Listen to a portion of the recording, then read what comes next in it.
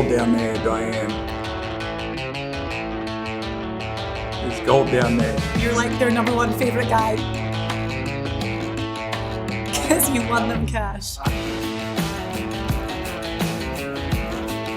It's the Tour Report from Secret Golf, and this week, well, we're going to be doing our show for the Charles Schwab Challenge at Colonial Country Club. But first, we have to look back on a week that we are really never going to forget. We saw scenes on the ocean course at Kiawah Island that, oh my gosh, I don't think we've ever seen before. Very reminiscent of Tiger winning the Tour Championship a couple of years ago. But Elk, Phil Mickelson winning the PGA Championship for the second time, his sixth career major.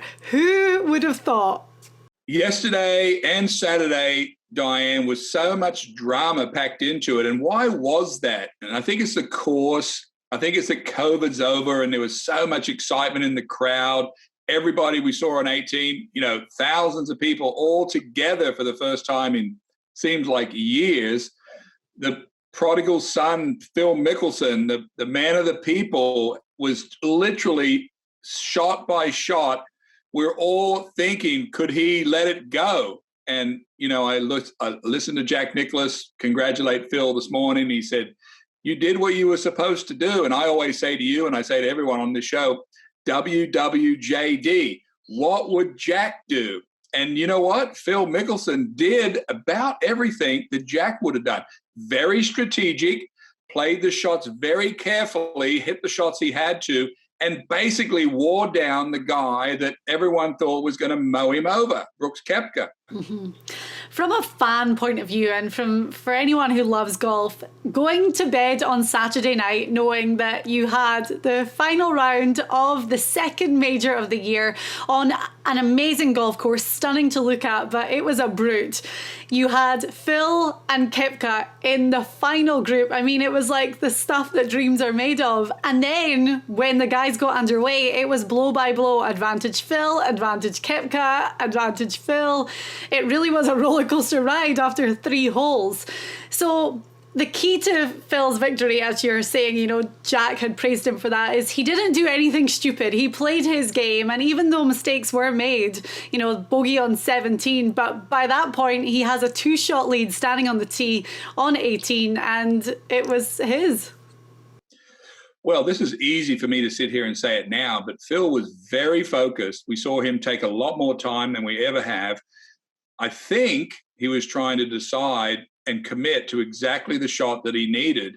And, it became apparent to me, and I'm watching it with my family, that when he did miss a shot or he got himself in a little bit of trouble, he is so good with the bunker game, so good at pitching the ball. It was almost like I think I turned to Sam during the telecast and I said, I think Phil can make a mistake or two and he can still win this tournament because he's so good around the greens. We saw him hole a bunker shot on the par 3 on the front 9. We saw him pitch the ball, up and down at 16 to kind of seal the deal, 3 shots with 2 holes to go. Such a cliche that he did everything he was supposed to. Well, of course he did. But Diane, I know personally that there was so much pressure on Phil coming down the stretch. Even though he had the crowd with him, he had the lead, he had the advantage, but there was just so much pressure. And it was awesome to see him just kind of do it at 50. Yeah, and it's just exceptional timing, knowing that the US Open kicks off in 3 weeks. It's the one major he hasn't won to complete the Grand Slam. He had an invite to go and play. He doesn't need that now, of course, because he has this 5-year exemption. And there's going to be so much hype around the fact that he can take that major form into the US Open at Torrey Pines. However, we are going to see him back in action this week in the Charles Schwab. I cannot say it. Charles Schwab. So we're going to talk about him again on the show today. But I want to go back to one thing that you said on the Tour Report last week. And for a major, the cream always rises to the top. And you look at the 5 guys at the top of the leaderboard: Padraig Harrington, Shane Lowry, Brooks Koepka, Louis Oosthuizen, and then Phil Mickelson. These are all guys who have won major championships before. And it's just amazing how the pressure of being on that stage really affects some guys and really drives some to play their best golf.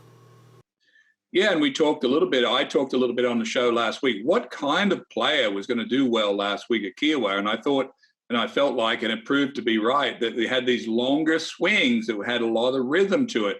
Even though Phil Mickelson's 50 years old, he probably has one of the longest swings out there. We see him take the club almost past parallel.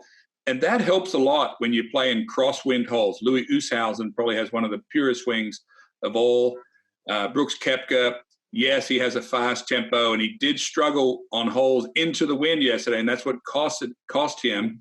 Don't know how much he was affected by his knee. I think he was affected more by where the club face was, but that was me. But Koepka sort of plays a certain way. He likes to kind of smash the golf course and really attack it.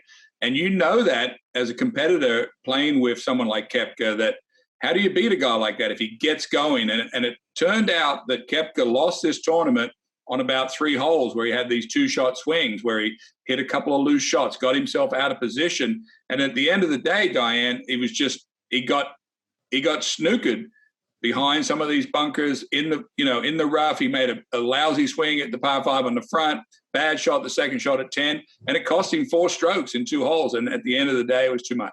And putting seemed to be his nemesis over the weekend, especially 10 foot and in. It was just this horrible distance for him. And it was close, and it was we had said, it would be a great story if he did come on and contend and won after the surgery and the injuries and the rehab. But I mean, it's so encouraging to see him doing what he was doing over the course of the 4 days.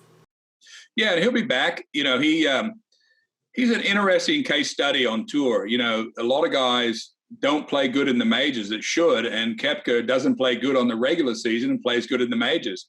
I prefer his model more than anyone's, honestly. And he said why, and it wasn't his thinking. Jack Nicklaus used to say, well, in a major, there was only about 10 guys I had to beat. And Koepka, I think, said 5. So that's the way he thinks, and he backs it up with his play. So yesterday wasn't quite his day, but it was Mickelson's indeed, and it was glorious at the end. It's one that we're definitely not going to forget anyway. And by the way, Phil Mickelson's first PGA one, he beat me at Baltusrol on a Monday finish. So that kind of stung a little bit too, Diane. Although I did see you on TV yesterday, they showed a highlight package and we were like, yay, there's Elk. So an incredible PGA championship. The course was spectacular. I mean, it was a beast, but we knew that going into the week. It offered up all the drama, and it was the most hooked I have been to a golf tournament in a really long time.